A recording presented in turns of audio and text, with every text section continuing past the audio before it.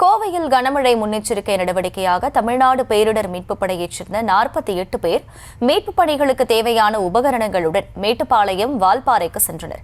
கூடுதல் விவரங்களுடன் இணைகிறார் செய்தியாளர் கதிர்வேல். கதிர்வேல், வணக்கம். அந்த பகுதியில் தற்போது மழையின் அளவு எப்படி இருக்கு? மேலும் அங்க சுற்றுலா சென்றிருக்கக்கூடிய பயணிகளுக்கு ஏதேனும் அறிவுறுத்தல்கள் வழங்கப்பட்டிருக்கா? விவரம் என்ன?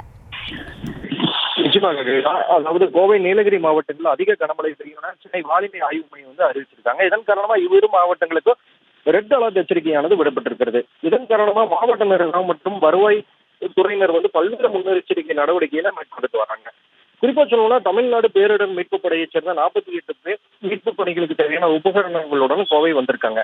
அவர்களில் கோவை நீலகிரி மாவட்ட எல்லையாக இருக்கக்கூடிய மேட்டுப்பாளையத்துல 23 பேரும், அதே போல 25 பேர் வால்பாறைக்கும் போயிருக்காங்க.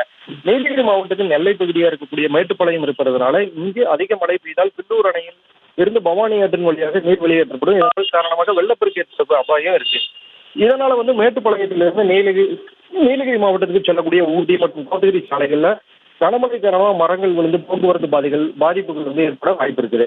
இதனால தமிழ்நாடு பேரிடர் மீட்பு படையினர் 23 பேர் மேட்டுப்பாளையத்தில் இருக்கக்கூடிய வள்ளுவர் நகரவை பள்ளியில தங்க வைக்கப்பட்டிருக்காங்க. அது மட்டும் இல்லாம மேட்டுப்பாளையம் காவல்துறையினர், அதே போல தீயணைப்புத்துறை, வருவாய்த்துறையினர் இணைந்து தீவிர கண்காணிப்பு பணிகளில் ஈடுபட்டு வராங்க.